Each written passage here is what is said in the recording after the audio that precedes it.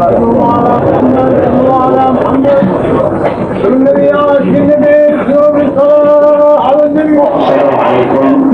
warahmatullahi wabarakatuh. Alhamdulillahil alamin bima fil kauni hawaditha wa khutur al-basir bima halla bil muslimina min syadadida wa khulur. Wassalatu wassalam ala al-habib al-mahmud sayyidina wa maulana Muhammad سيدنا ومولانا محمد الذي بذكره تلين الشدائد والأسر وعلى آله وصحبه ونبيه المجيد أولو بقية ينهون عن الفساد في الأرض إلا قليلا ممن أنجينا منهم واتبع الذين ظلموا ما أتركوا وكانوا مجرمين. وقال تعالى أيضا ظهر الفساد في البر والبحر بما كسبت أيدي الناس ليذيقهم بعض الذي عملوا لعلهم يرجعون.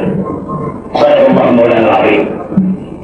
Para habaib abna Rasulullah sallallahu alaihi wa alihi wasallam yang sama kita cintai dan hormati, terutama Sayyid Walid Al-Habib Al-Barakah Al-Habib Syekh Ibn Al-Habib Al-Imam Al-Arifillah Al-Habib Abu Bakar bin Muhammad bin Umar السجاد نفعنا الله والمسلمين بكل حياته الشريفة. وسيد الوالد الحبيب البركة الحبيب محمد بن علي بن عبد الرحمن الحبشي yang datang bersama saya dan bersama Rasul Kiai. Saudara-saudara sekalian, sebenarnya saya tidak pantas untuk menyampaikan sesuatu di hadapan bapak-bapak dan saudara sekalian. Apalagi di maqam Barihai, maqam daripada para awliya yang misalnya. Namun sekadar sumbangan dan untuk menimba keberkahan dilihatul betul wal muluk wal rusul wa tabat an-nafs wa salah al-jasad wal ruh. Saya mencoba mengendalikan diri untuk sekadar menimba keberkahan. Saudara-saudara sekalian, Rasulullah sallallahu alaihi wasallam datang ke dunia ini membawa tugas yang amat beratnya, di mana tugas yang berat ini tersimpul dalam dua pola perjuangan beliau, yaitu mengajak umat manusia untuk semuanya dapat mengakui bahwa tidak ada Tuhan melainkan Allah dan Muhammad Rasulullah. Kalimat tauhid inilah yang menjadi perjuangan pertama daripada Rasulullah. Kalimat tauhid. Pola hidup yang kedua yang diperjuangkan oleh Nabi adalah tauhidul kalimah. Setelah tadi kalimat tauhid, yang kedua adalah tauhidul kalimah. Mengajak semua umat Islam yang sudah mengucapkan kalimat tauhid tadi untuk dapat mencocokkan perbuatannya, sikap hidupnya, perjalanan hidupnya dengan pengakuannya sebagai umat Muhammad SAW. Saudara-saudara sekalian, saya sangat sependapat dengan apa yang disampaikan oleh Habib. Kita patut berbangga mempunyai ajadah keturunan yang hebat. Tetapi ajadah kita, kakek-kakek kita, mereka telah lama meninggalkan kita dengan tugas yang masih berserakan, yang perlu mendapatkan penanganan langsung dari kita sebagai pewaris daripada ajadah-ajadah kita, daripada kakek-kakek kita. Bukankah kita pernah membaca bahwa ada orang yang berkulit-kulit pernah mengadakan riset terhadap umat Islam di Pulau Jawa ini, sampai dibukukan hasil riset mereka itu pada tahun 50-an dalam satu judul buku yang berjudul The Religion of Jawa. Beliau katakan, orang itu berkata bahwasanya umat Islam di Pulau Jawa ini tergolong dalam 3 golongan. Golongan yang pertama yang dikenal dengan Muslim santri. Muslim santri ialah Muslim yang aktif menjalankan syariat agama macam bapak-bapak dan saudara-saudara sekalian saat ini. Dan ini banyak. Dan yang kedua, golongan muslim yang disebut dengan golongan muslim priai. Golongan muslim priai adalah golongan muslim yang juga aktif menjalankan syariat agama macam kita, tetapi mereka masih mencampur adukan agama mereka, ibadat mereka dengan apa yang mereka pernah terima dari kakek-kakek moyang mereka yang tidak seagama dengan kita. Mereka masih menyembah-nyembah kuburan. Saudara, sehubungan dengan ini, ada sementara orang yang mensamaratakan kita ini dengan mereka-mereka yang mentuhankan itu kuburan. Dianggapnya kita ini kalau datang ke makam-makam karamah, makam-makamnya aulia, macam ke makamnya Al-Habib Abu Bakar bin Muhammad As-Segaf ini, mereka menganggapnya kita ini mentuhankan para aulia. Saudara-saudara, kita ini kenal Tuhan. Dari sejak kecil kita kenal Tuhan. Kalau tadi Al-Habib Abu Bakar Al-Arif Billah Sahibul Madam mengatakan bahwa diri beliau itu Al-Qudus, diri beliau itu Al-Ghawth, di mana kita apabila berhajat ada sesuatu yang menimpa diri kita atau keluarga kita, beliau menyiapkan diri beliau. Begitu juga dengan para aulia lainnya, para akhwat lainnya, menyiapkan diri mereka untuk siap membantu kita jika kita dihadapkan kepada problema hidup. Mereka mengatakan, kami siap, sebut kami, panggil kami akan hadir.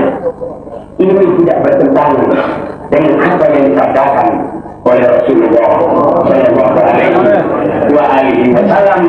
dalam kitab Al-Jami' As-Saghir dari Syekh Abdul Rahman As-Sayuti, Syekh Abdul Rahman bin Abi Bakar As-Sayuti. Di dalam kitab Al-Jami' As-Saghir, Rasulullah SAW bersabda dalam makna hadisnya, "Idzan falatat dabbatu ahadikum fi ardi falatin falyunadi ibadallah, falyunadi ibadallah, falyunadi ibadallah, fa inna lillahi fi ardihi hafiran yahbituha atmaqala." Rasulullah sallallahu alaihi wasallam, Rasulullah junjungan kita yang kita ambil pelajarannya, mengajarkan kepada kita, hei umatku, apabila kalian berada dalam keadaan kesulitan, kehilangan apa saja, sesuatu yang menimpa musibah kepada kamu sekalian, panggil, ya ibadallah, hai hamba-hamba Allah. Hamba Allah, saudara, ini sabda Nabi pada saat beliau hidup. Beliau sampaikan kepada para sahabatnya yang makna lengkapnya, hai umatku, apabila kalian ada kehilangan satu kendaraan di tengah-tengah gurun pasir yang tandus, di lautan gurun pasir yang tandus, di mana tidak ada satu manusia pun yang dapat mencari kendaraan kamu yang hilang, kalian cukup panggil ibadallah, hai hamba Allah. Hamba Allah itu terdiri daripada malaikat, terdiri daripada aulia, terdiri daripada akhwat, terdiri daripada para wali-wali yang besar. Karena apa? Fa inna lillahi hafiran yahdisuha. Maka Tuhan masih mempunyai makhluknya, hambanya yang bisa menahan itu atau mengembalikan barang yang kita sedang cari-carinya. Saudara-saudara, kalau ada sementara orang yang menganggap bahwa kita ini syirik, datang ke makam para wali-wali, kita dianggap tidak boleh datang kepada para wali-wali, meminta kepada mereka. Saudara-saudara, kita tanya, mereka lebih tinggi dari Nabi atau lebih musuh dari kita? Kita tanya kepada mereka. Saudara-saudara sekalian, kalau kita datang kepada Habib Abu Bakar, kita datang kepada seorang wali, baik yang masih hidup ataupun yang sudah meninggal dunia, kita katakan, tolong ya Habib, tolong ya Habib. Saudara, kita kenal Tuhan. Orang tua kita dan guru-guru kita mengajar kita untuk mengenal Tuhan dari kecil. Kita bisa membedakan mana Tuhan dan mana manusia. Kalau kita katakan minta tolong, maknanya saudara-saudara, itu singkatan ya Habibana Abu Bakar, tolonglah mintakan kepada Allah Subhanahu wa ta'ala. Kami banyak punya kepentingan, kami banyak punya urusan, keluarga kami dalam keadaan musibah. Tolonglah ya Habibana Abu Bakar, tolong sampaikan kepada Allah Subhanahu wa ta'ala. Saudara-saudara, itu yang dimaksud dengan kita yang datang ke makam para aulia. Saudara, saya kembalikan yang saya maksudkan tadi. Yang kedua adalah golongan muslim priai. yang mana saat ini golongan muslim priai mendapatkan pasaran sudah mulai bikin banyak, dari hari ke hari tambah banyak, dari hari ke hari tambah banyak, memang mendapatkan pasaran dan bagian dalam hidup di alam Indonesia yang mereka ini. Yang ketiga yang perlu mendapatkan perhatian yang serius daripada kita umat Islam, yaitu golongan muslim abangan. Golongan muslim abangan, ya golongan muslim yang namanya saja muslim, KTP-nya muslim, tetapi mereka tidak aktif menjalankan syariat Islam. Saudara tahu bahwasanya golongan muslim abangan ini, pada saat saya menyampaikan ini dakwah, salah seorang direktur daripada Departemen Penerangan Agama, waktu saya bertanya kira-kira di Indonesia ini banyakkan mana dibanding dengan golongan pertama, golongan kedua dengan golongan muslim abangan. Dijawab oleh Direktur Penerangan Agama Departemen Agama, beliau menjawab bahwa di Indonesia yang terbanyak adalah golongan muslim abangan. Justru golongan muslim abangan ini, saudara-saudara, yang tidak aktif menjalankan negara Islam, tidak seperti saudara-saudara apabila datang salat zuhur, asar, maghrib, saudara salat apabila datang waktu salat, dan waktu puasa, kita semuanya puasa dan sebagainya. Golongan muslim ini tidak. Inilah golongan muslim yang menjadi sasaran empuk nantinya dari golongan-golongan di luar Islam yang akan membuat mereka itu menjadi saudara mereka seagama. Siapa yang bertanggung jawab kalau sampai golongan muslim abangan ini dari bulan ke bulan, dari tahun ke tahun bertambah banyak? Kita para habaib abna Rasulullah sallallahu alaihi wasallam yang pertama-tama yang akan bertanggung jawab di hadapan Rasulullah sallallahu alaihi wasallam. Oleh karena itu, saudara-saudara sekalian, perlu kita perhatikan tidak dari apa yang diucapkan oleh Imam Tontawi jauh hari, para habaib umat Islam, mari memiliki harta yang sebanyak-banyaknya.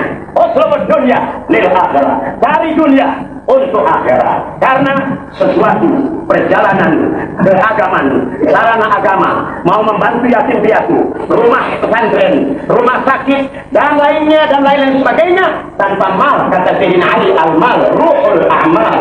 Fulus adalah merupakan motor daripada kehidupan kita.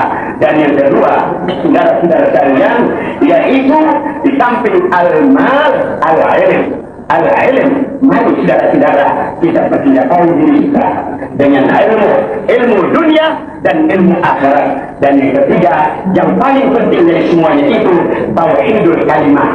Kita satukan kepemimpinan kita bersatu hati kita dahulu sebelum bersatu badan kita. Banyak orang bersatu badan, tahsabuhum jami'an wa qulubuhum syatta. Nampaknya bersatu, tetapi hatinya sayang berpecah belah. Mudah-mudahan dengan berkat ini Allah Ta'ala persatukan hati kita dengan Islam. La ilaha illallah. Assalamualaikum warahmatullahi wabarakatuh. Terima kasih yang telah menonton video ini. Semoga bermanfaat. Jangan lupa like, komen, dan subscribe.